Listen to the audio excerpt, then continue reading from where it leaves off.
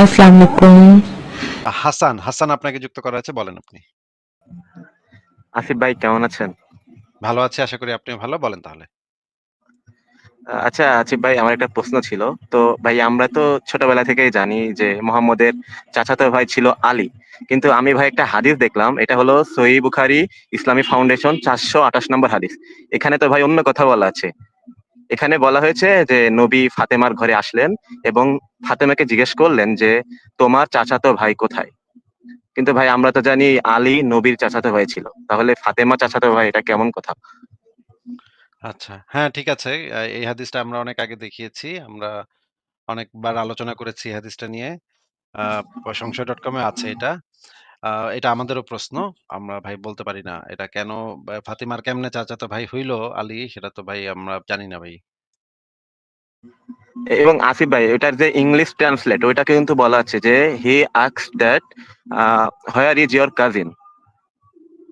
আবার হ্যাঁ, যেটা আরবি ট্রান্সলেট করা আছে ওটাও আমি ইংলিশে ট্রান্সলেট করছি, তো একই অর্থ দাঁড়ায়। তো অনেকে বলতে পারে যে এটা টাইপিং এ ভুল থাকতে পারে, কিন্তু বাংলাতে যদি ভুল থাকে, কিন্তু ইংলিশ এবং আরবি এটা তো ভুল থাকার কথা না। কিন্তু সবগুলো তো ভাই সেম জিনিস। ঠিকই বলেছেন। আমরা দেখেছি এটা, অনেকবার আলোচনা করেছি এটা। হাসান ভাই, আর কি কিছু বলবেন আপনি? না না ভাই, এটাই জানার ছিল আমার, যে এটা কেমনে কি। এটা হচ্ছে ওই যে আসলে মোহাম্মদের যে পিতা, সে যে আসলে কে ছিল সেটা নিয়ে একটা গন্ডগোল আছে। সেই গন্ডগোলটা সলভ হয়।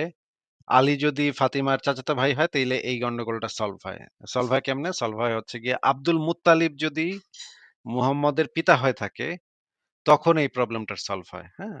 যাই হোক, এই বিষয়ে একটা লেখা আছে সংশয়.com এ। নাস্তিকরা জারজ সন্তান। আপনি লেখাটা পড়ে দেখতে পারেন। সেটার ভিতরে এই বিষয়ে বিস্তারিত বলা আছে। হাসান ভাই, আর কিছু না থাকলে আপনাকে তাহলে বিদায় জানাই। আচ্ছা ভাই, ধন্যবাদ আমাকে যুক্ত করার জন্য। ঠিক আছে ভাই, তাহলে আমি বিদায় জানাই। ঠিক আছে। বিদায় বিদায় আপনাকে। পরের জনকে যুক্ত করি তাহলে। আহ বিপ্লব আপনাকে যুক্ত করা হয়েছে, বলেন আপনি। বিপ্লব আনমিউট করে কথা বলতে হবে। বিপ্লব আনমিউট করে কথা বলেন। হ্যাঁ, বলেন। হ্যাঁ, আসিফ ভাই কি খবর, কেমন আছেন? ভালো আছি, আশা করি আপনিও ভালো। বলেন তাহলে।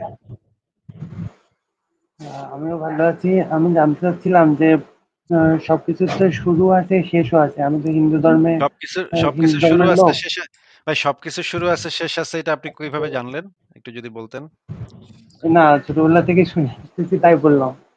না, এটা শুনে আসা কথা তো আর মানে হইল না। শুনে তো আমরা অনেক কিছুই আসি। তাই না? শুনে তো কত কিছুই আসছে। আমি ছোটবেলা থেকে শুনে আসছি যে সিদ্ধ ডিম খায়া পরীক্ষা দিতে গেলে নাকি আন্ডা পায়। শুনে আসছি দেখে যে এটা সত্য হবে এমন তো কোনো কথা নেই ভাই, তাই না?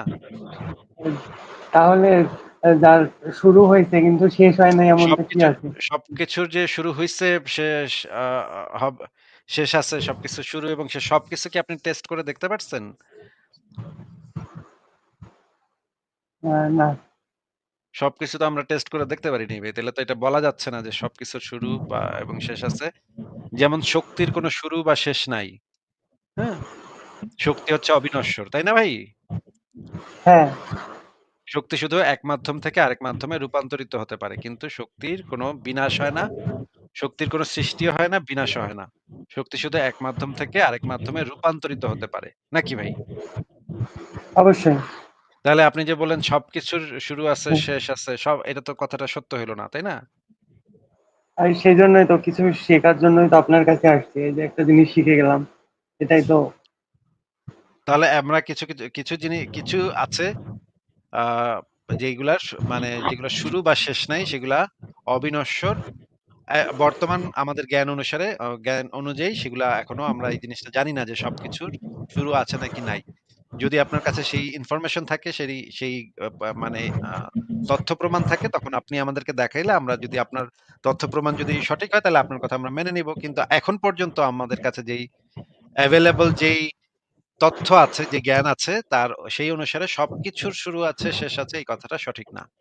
ঠিক আছে ভাই? ধন্যবাদ। আচ্ছা, আর কি কিছু বলবেন? আর বলতে চাচ্ছি এই যে আহ, পৃথিবী দিয়ে সম্পূর্ণ ধর্ম শেষ হয়ে যায়, তার কত বাকি আছে?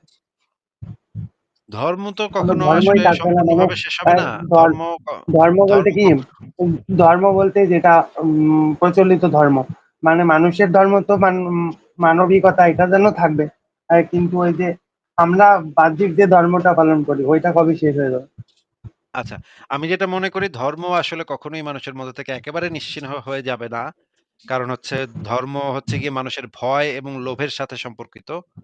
মানুষের মধ্যে যতদিন ভয় এবং লোভ থাকবে ততদিন পর্যন্ত ধর্মও চলবে, ধর্মের ব্যবসাও চলবে, এই প্রাতিষ্ঠানিক ধর্মও চলবে। সেগুলা শুধুমাত্র রূপান্তরিত হবে, চেঞ্জ হবে। যেমন আজকের দিনে খ্রিস্টিয়ানিটি ১০০০ বছর আগের খ্রিস্টিয়ানিটি আর আজকের খ্রিস্টিয়ানিটি এক না। একদম ভিন্ন।